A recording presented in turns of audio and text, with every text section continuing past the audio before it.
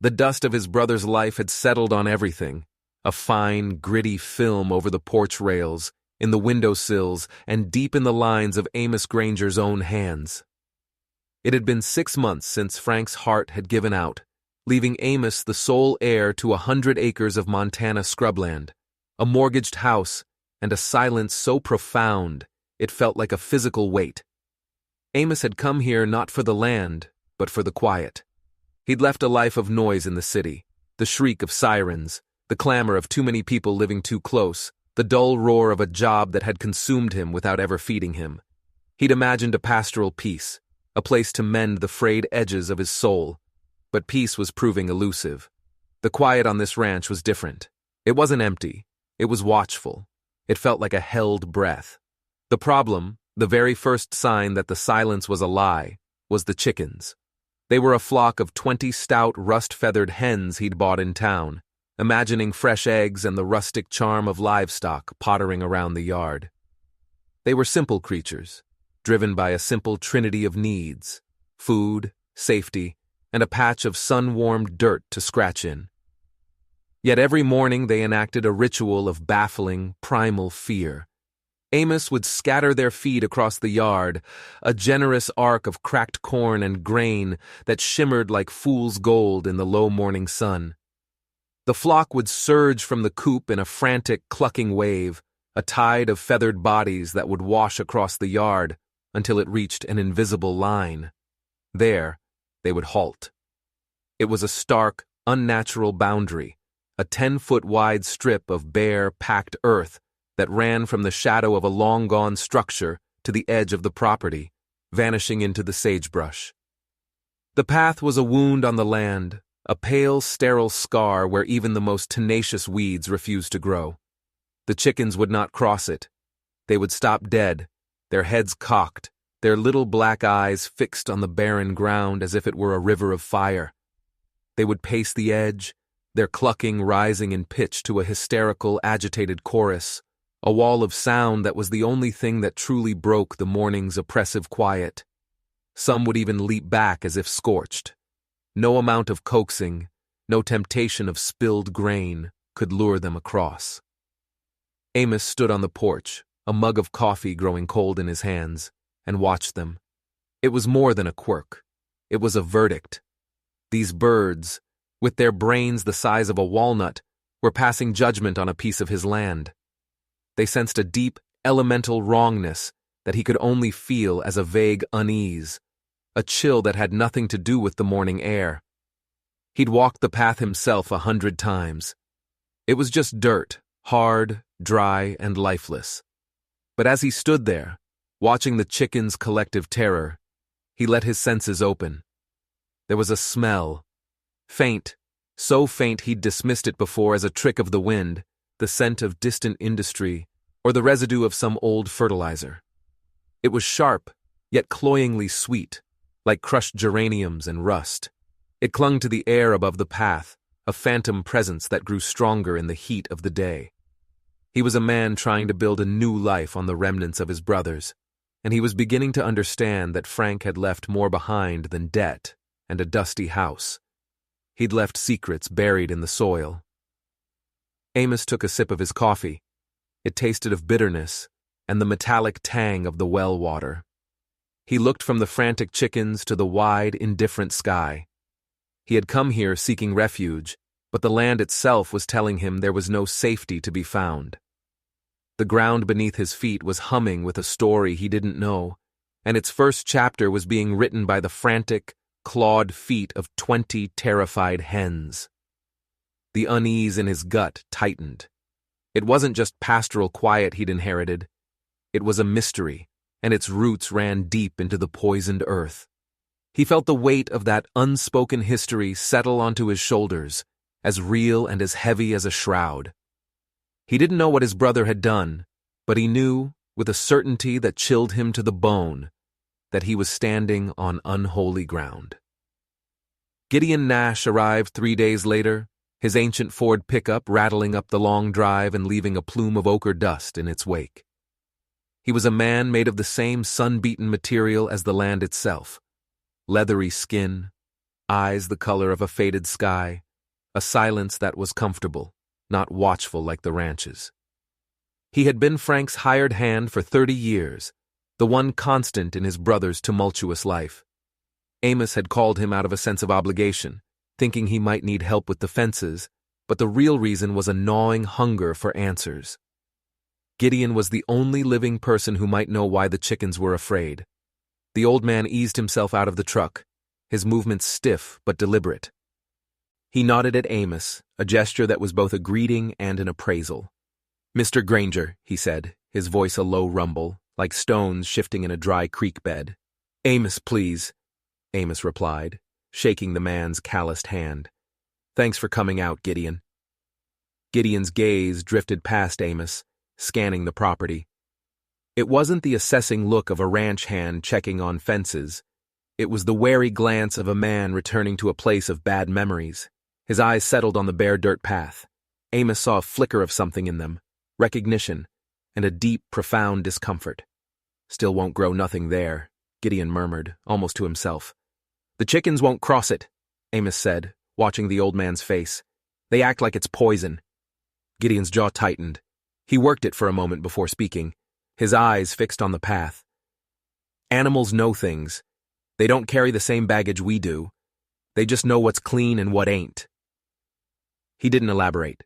He stooped to pick up a handful of dirt from the edge of the path, rubbing it between his thumb and forefinger. He didn't smell it, but he didn't have to.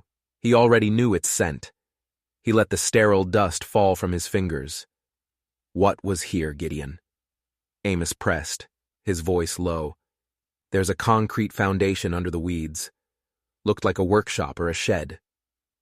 Gideon's gaze went to the spot, a rectangle of broken concrete barely visible through the overgrown grass at the head of the path.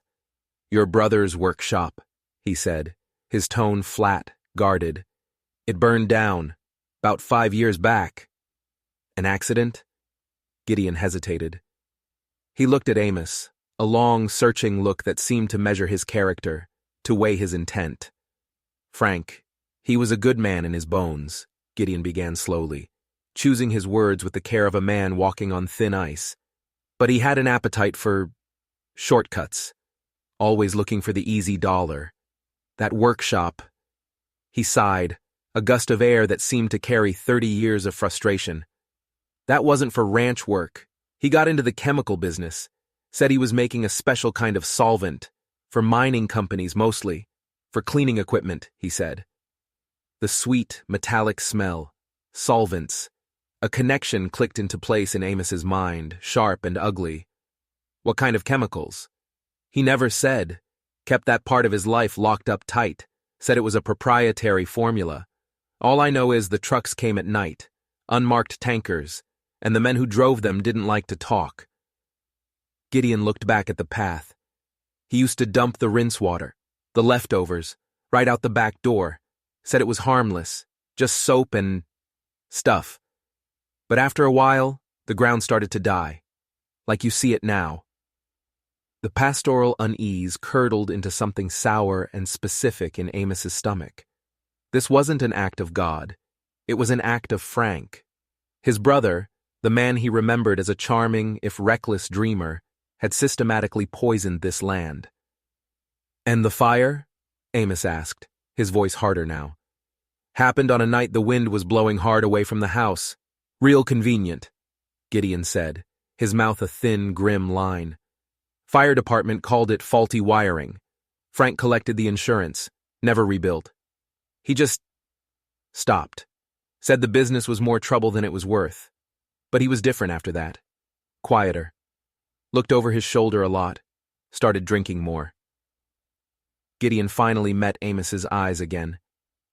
He was ashamed, Amos. Whatever he was doing in that shed, it ended up scaring him more than the money pleased him. The revelation landed with the force of a physical blow. The mystery was no longer abstract. It had a name, Frank, and a motive, greed. The barren path was not just a scar on the land. It was a monument to his brother's shame. Later that afternoon, Amos's niece, Mabel, arrived from town. She was 22, a whirlwind of practicality and sharp-witted intelligence, studying environmental science at the community college. She'd been coming out on weekends to help her uncle settle in, bringing groceries and a dose of reality to his romantic notions of ranch life. She found Amos and Gideon standing by the path, the silence between them thick with unspoken history. Amos explained what Gideon had told him. Mabel listened, her expression growing more serious with every word. She walked to the edge of the path, crouching down, her scientific curiosity overriding any fear. She didn't touch the dirt, but she sniffed the air, her nose wrinkling. "It smells like a mix of chlorinated solvents and maybe some kind of petroleum distillate," she said, her voice clinical. "Nasty stuff. Definitely not something you just dump on the ground. This isn't just dead soil, Uncle Amos. This is hazardous waste." The words hung in the air, cold and heavy. Hazardous waste. A man-made danger that went far beyond scaring chickens. "So what do we do?" Amos asked, the question directed at both of them, at the sky, at the poisoned ground itself. He felt adrift, the quiet life he'd sought replaced by a moral and environmental crisis. Gideon looked at the ground, his face a mask of grim resignation. "Some things are better left buried." But Mabel looked at her uncle, her eyes clear and unwavering. "No, they're not," she said. "The past doesn't stay buried, it just seeps. If this stuff is in the soil, it's getting into the groundwater. It's getting into the well you drink from. It's getting into the creek that waters the herds downstream. You can't ignore it just because it's easier." Her words were a challenge and a call to action. To ignore it was to become complicit in Frank's crime. It was to choose the very same path of willful ignorance that his brother had taken.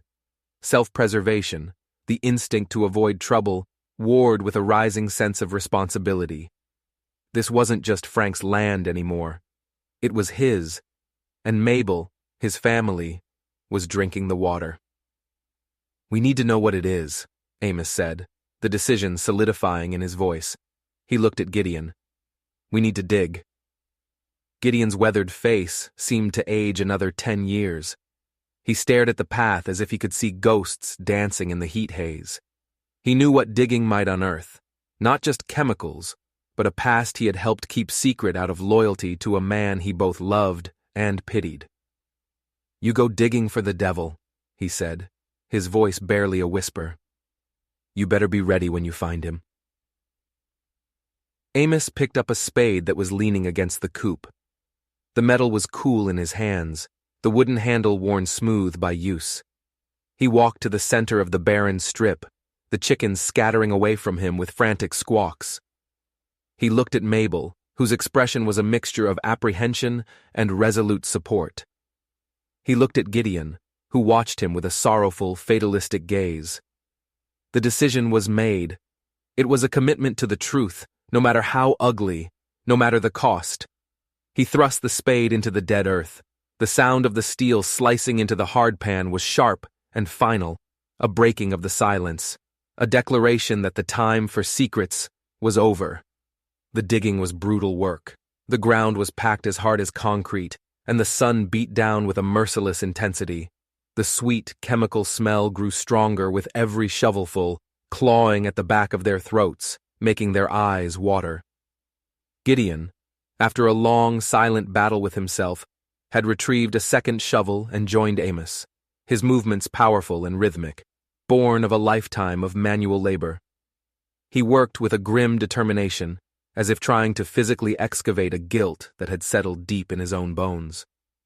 Mabel acted as support, bringing them water, her face pale with concern beneath the brim of her hat. She was the reason Amos kept digging. He would glance over and see her watching, her presence a constant reminder of what was at stake. Not just the land, not just his brother's legacy, but the future, her future. For 2 hours, the only sounds were the scrape and thud of shovels and their own labored breathing. The hole grew, a dark, rectangular wound in the center of the pale scar. The smell was thick now, an almost visible miasma that shimmered in the heat. It was a smell of decay, but not the honest decay of nature. It was the smell of something man-made and malevolent, an industrial ghost haunting this patch of Montana. Then came a sound that was not dirt or stone, a dull, hollow clunk that vibrated up the handle of Amos's shovel and into his arms. He stopped, his heart hammering against his ribs. Gideon froze, his shovel halfway to the pile of excavated earth. They looked at each other.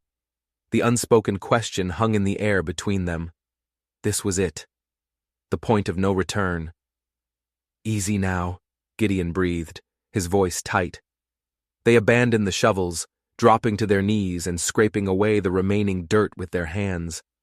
The edge of something dark and metallic emerged. It was wood, reinforced with rusted iron straps. A crate, a heavy footlocker, maybe 3 feet long and 2 feet wide, buried a yard deep in the dead soil. It was swollen with moisture, the wood soft and pulpy in places, but it was intact. As they cleared the last of the dirt from its lid, Amos saw letters stenciled in faded white paint, barely legible beneath the grime. Granger, Solve, proprietary, his brother's name, his brother's business, his brother's buried secret. With a shared, grunting effort, they heaved the crate out of the hole. It landed on the edge of the pit with a heavy, sodden thud. The hasps were rusted shut, but the wood around them was weak. Gideon took the claw end of a hammer and pried at the lid. The rotten wood splintered, and with a final, protesting groan, the crate opened. The smell that billowed out was overwhelming, a concentrated wave of the chemical odor mixed with the damp, musty scent of decay. It drove them back, coughing and gagging. Inside, nestled in what was once packing straw, now a black, decomposing mulch, were rows of glass vials filled with a clear, oily liquid.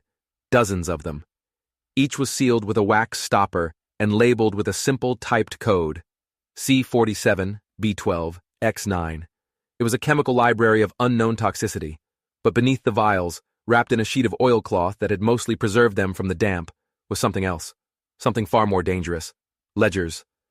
3 thick, leather-bound accounting books. Amos reached in, his hand trembling slightly, and lifted one out. The leather was cold and clammy. He opened it. The pages were filled with his brother's familiar, looping handwriting. But these weren't records of cattle sales or fence repairs.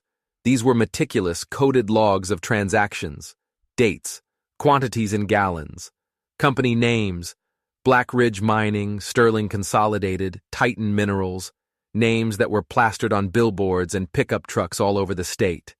And next to them, dollar amounts that made Amos's breath catch in his chest. This was no small-time solvent business. This was a massive, illicit operation. "What is it?" Mabel asked, her voice hushed, as she peered over his shoulder. Amos turned a page. It was a list of locations, coordinates, and descriptions. Bear Creek, East Fork. Willow Spring Aquifer. Johnson Property, North Pasture. Next to each entry were notes, high absorption rate. Direct runoff to river, untraceable.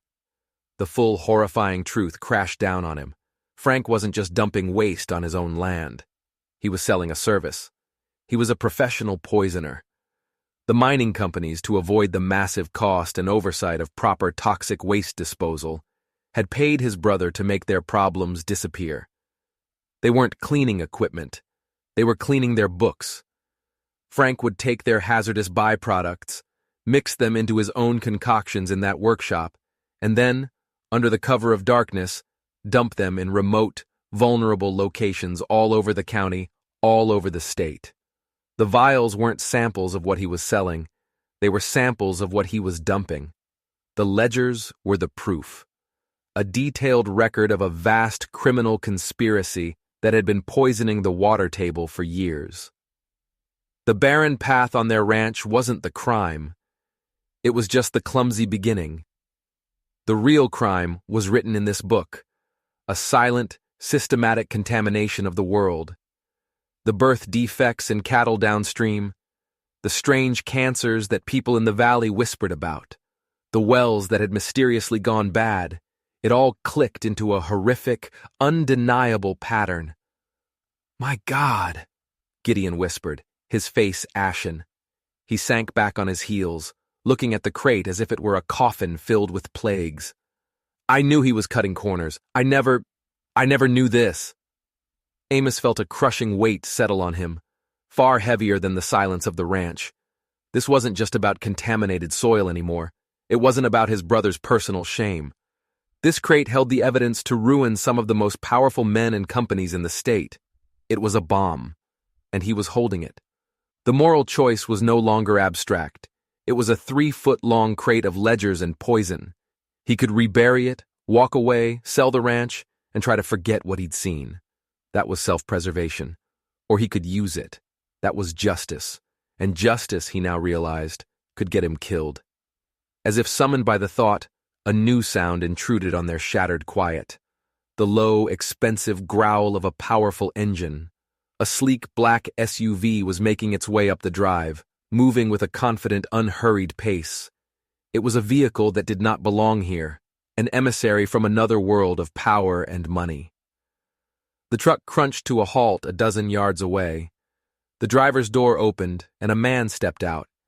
He was tall, dressed in expensive boots, dark jeans, and a crisp button-down shirt that looked out of place against the dusty backdrop of the ranch. He was polished, his hair perfectly styled, his smile easy and disarming.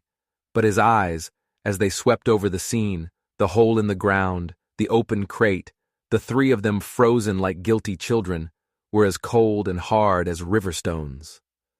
"Afternoon," the man said, his voice smooth as polished granite. "I was in the neighborhood. Thought I'd stop by and introduce myself. Harlan Briggs, Sterling Consolidated. I was a business associate of your late brother."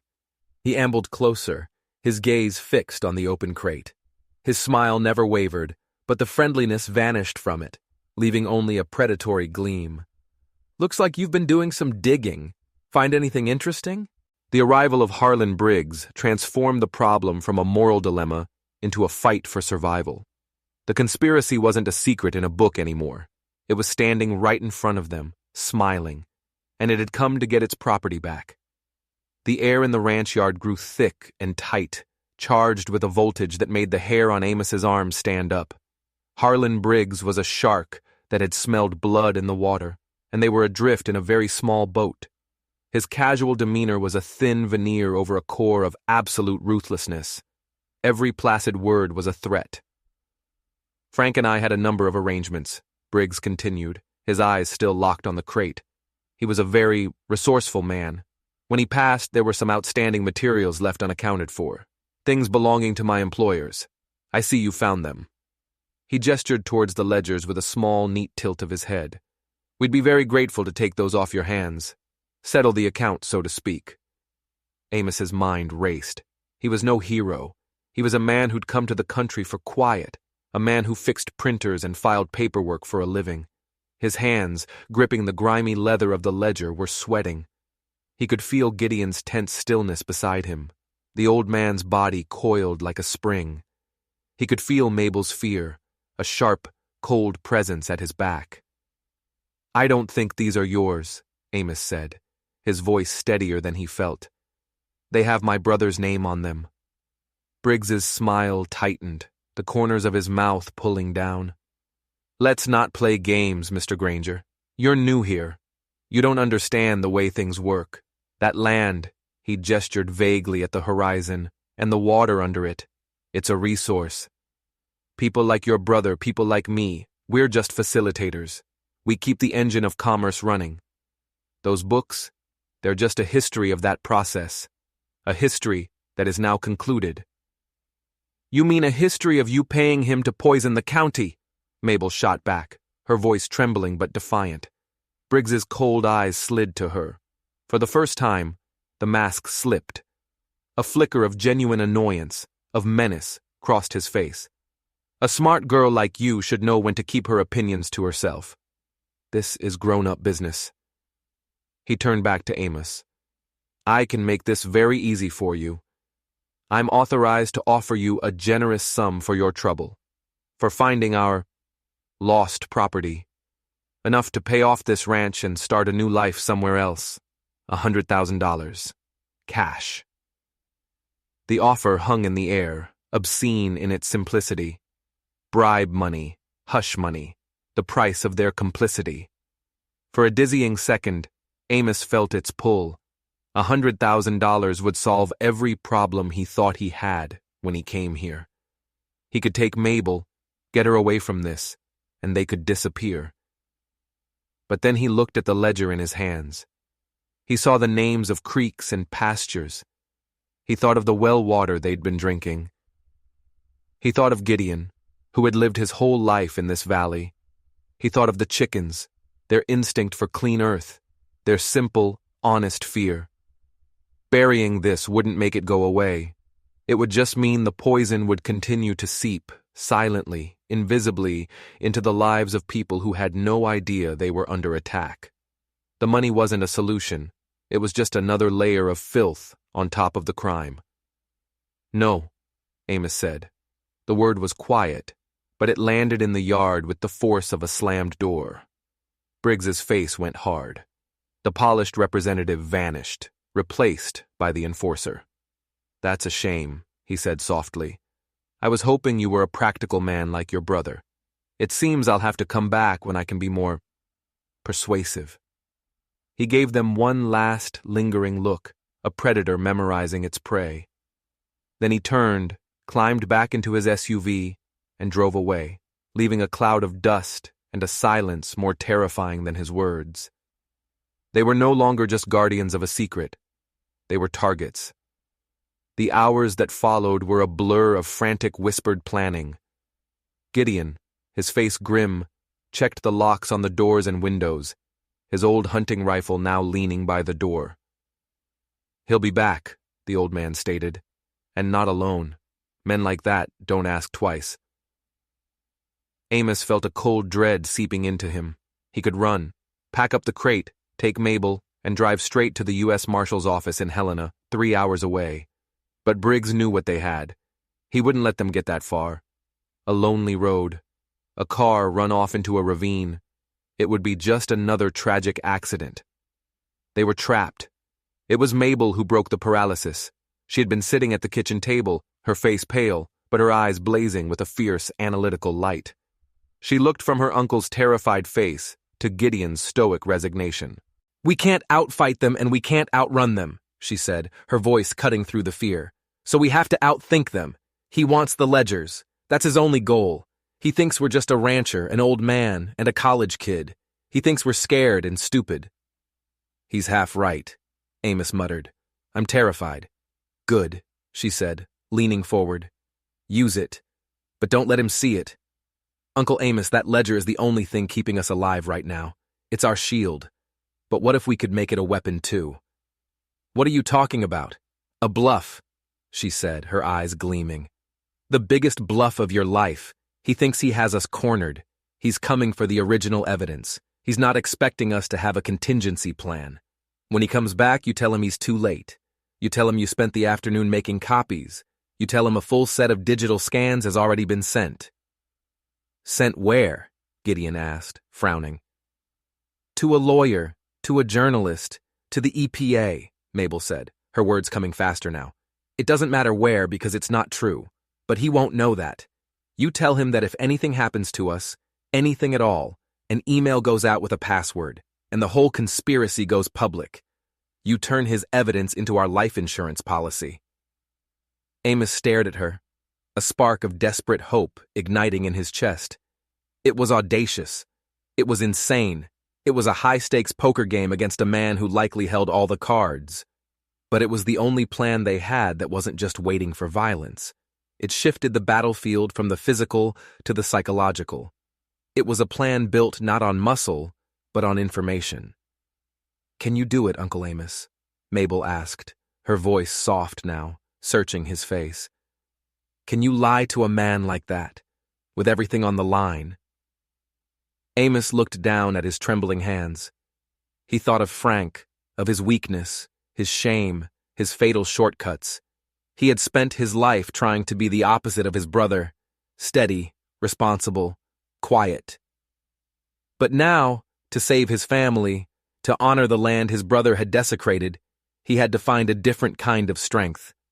He had to become a gambler, a bluffer, a man willing to bet everything on a single desperate lie. He looked up, first at Gideon, then at Mabel, his family, the only thing that mattered.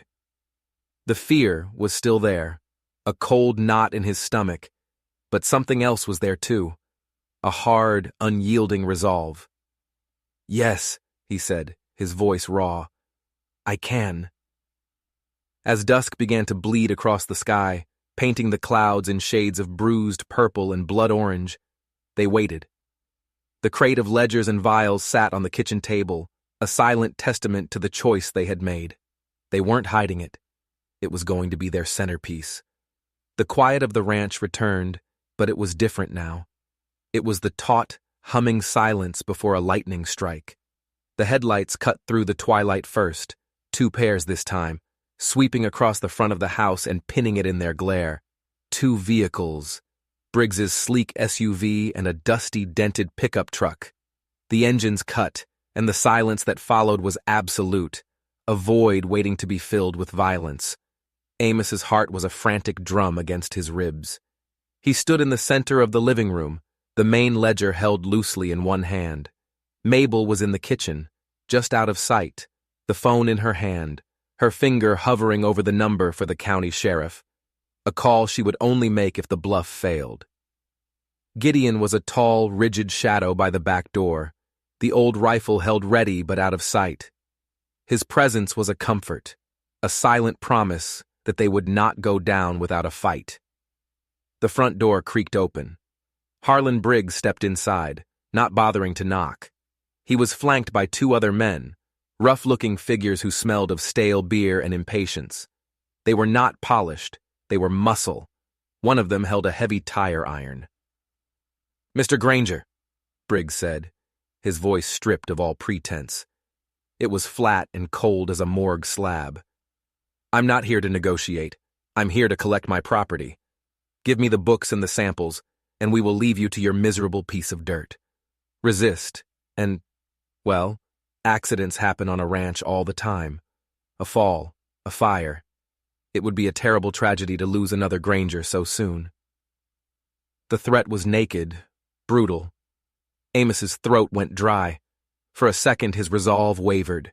The sheer physical menace in the room was suffocating.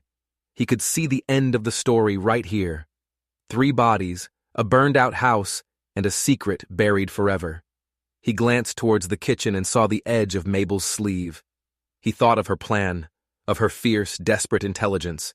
He tightened his grip on the ledger. This was it, the performance of his life. He forced a slow breath.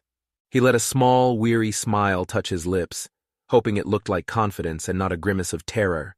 "You're too late, Briggs," he said, his voice surprisingly level.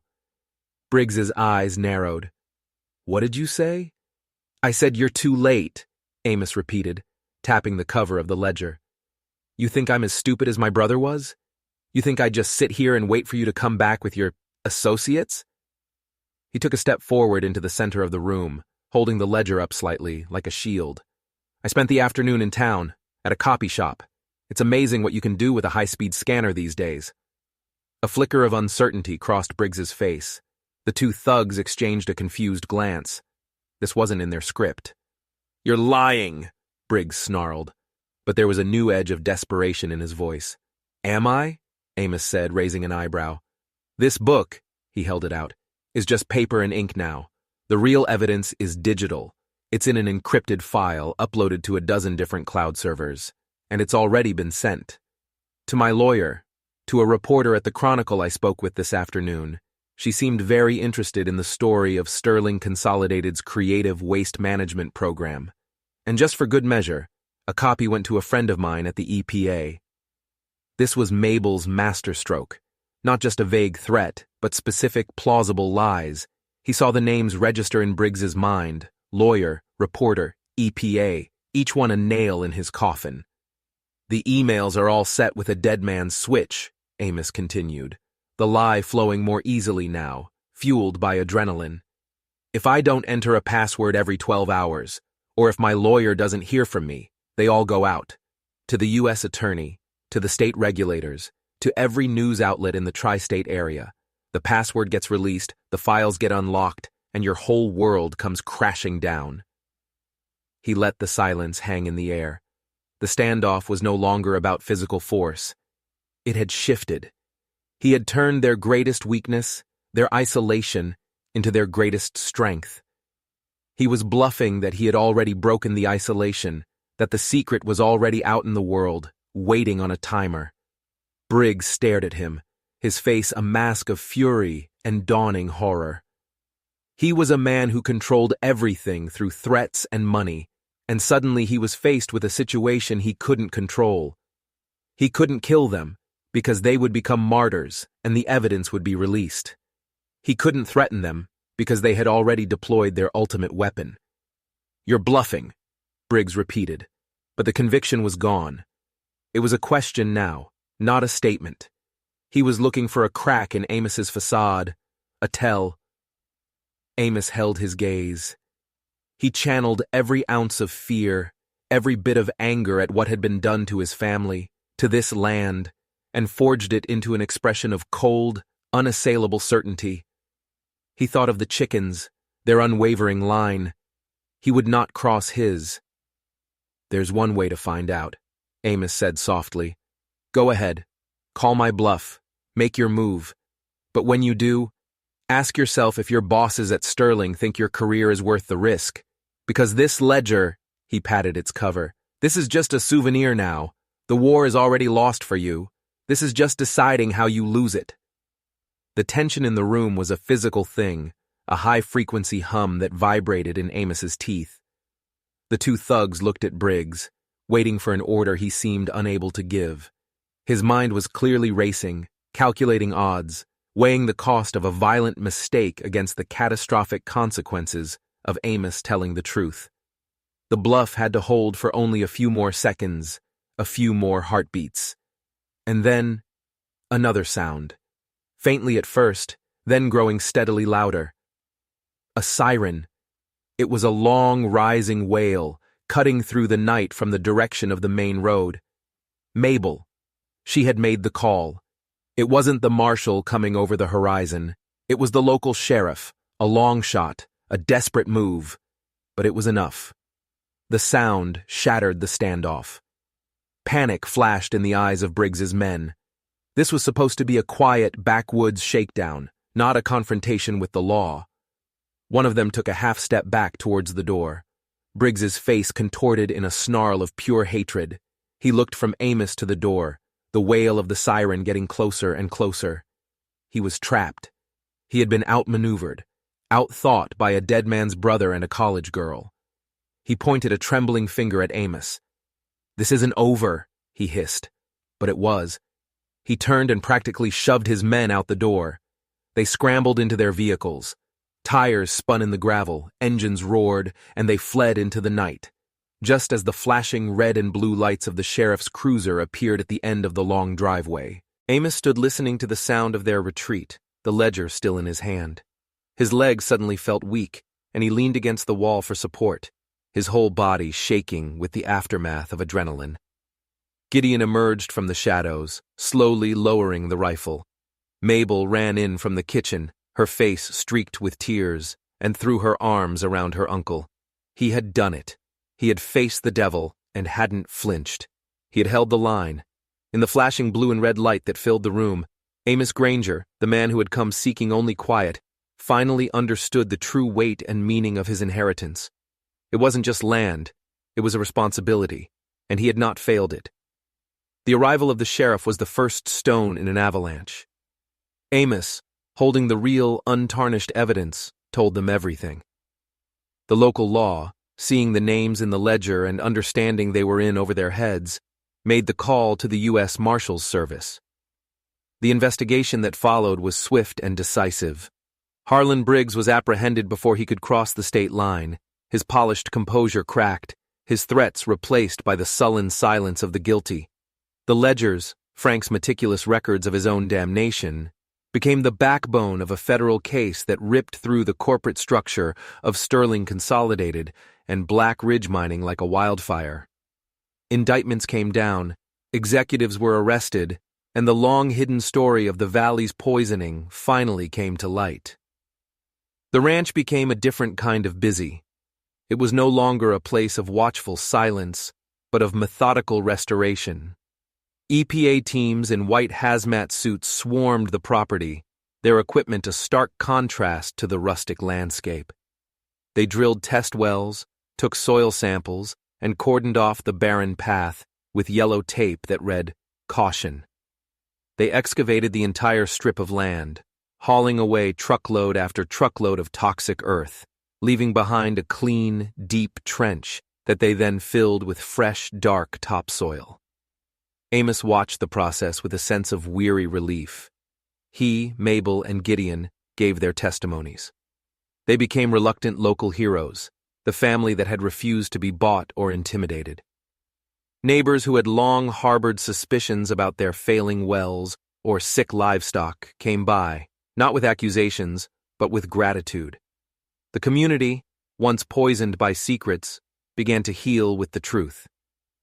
Amos found that he had no desire to leave.